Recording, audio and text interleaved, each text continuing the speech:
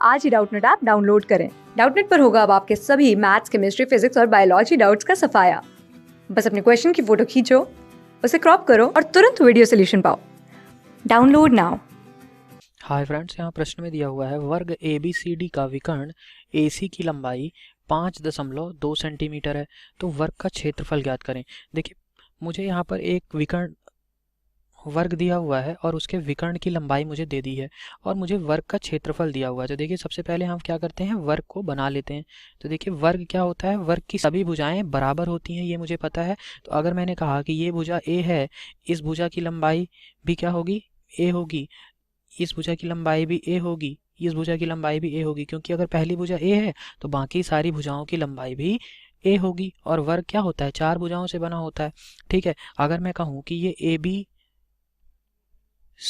एक वर्ग था, इसका विकर्ण AC, ठीक है, इसका विकर्ण AC जो है उसकी लंबाई मुझे दे रखा है। तो देखिए, हम यहाँ पर एक विकर्ण बना लेते हैं।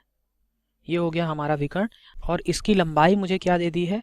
देखिए, अगर विकर्ण को मैं D से लिख लूँ, क्योंकि ये डायगोनल बोलते हैं, D से लिख लिया मैंने। विकर्ण की लंबाई कितनी है, विकर्ण की लंबाई D बराबर मुझे दे रखा है 5.2 सेंटीमीटर।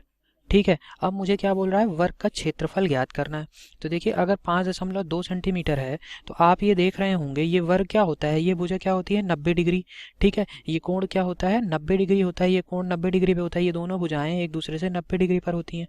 तो ये मैं यहाँ पर पाइथागोरस अगर लगाऊं, पाइथागोरस प्रमेय लगाऊं, तो ये क्या हो जाएगा, AD का वर्ग प्लस CD का वर्ग बराबर AC का वर्ग। और AC को मैंने क्या लिखा है, D, यानी कि D का वर्ग।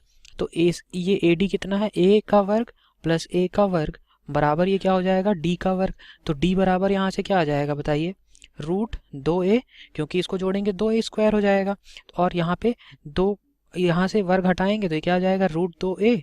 ठीक है, तो यहाँ पे मुझे क्या पता चला, डायगोनल जो होता है, यानी कि जो विकर्ण होता है, ये क्या होता है, ये विकर्ण हो गया, विकर्ण। ठीक है, ये जो समकोण के सामने वाली भुजा होती है, ये क्या होती है, विकर्ण कहलाता है। तो देखिए, अगर मैं कहूँ कि विकर्ण की लंबाई कभी भी आपको चाहिए है वर्ग में, तो ये क्या होता है, 2 का वर्गमूल गुणे भुजा की लंबाई, यानी कि √2a।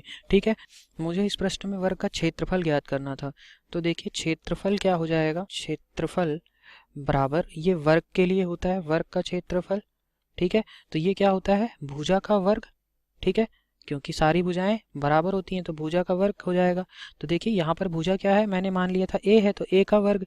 और A बराबर यहाँ से आप निकालें तो ये क्या आ जाएगा, A बराबर आ जाएगा D/√2, है ना, D/√2 आ जाएगा।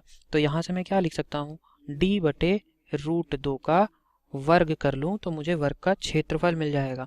ठीक है, तो देखिए, यहाँ पर मुझे क्योंकि D दिया हुआ है, ये कितना दिया हुआ था, 5.2 सेंटीमीटर, तो मैं लिख देता हूँ 5.2 सेंटीमीटर। ठीक है, √2 अब इसका होगा √2 गुणे √2, यानी कि 2 आ जाएगा। अब देखिए, इसको आप हल कर लीजिए।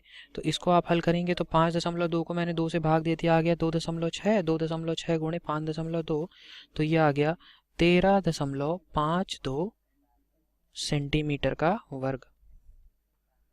ठीक है, देखिए, क्योंकि ये क्षेत्रफल है इसलिए क्या होगा, सेंटीमीटर वर्ग वर्ग आएगा। ठीक है, अगर लंबाई होती तो सेंटीमीटर में आती। तो ये मेरा आंसर हो गया।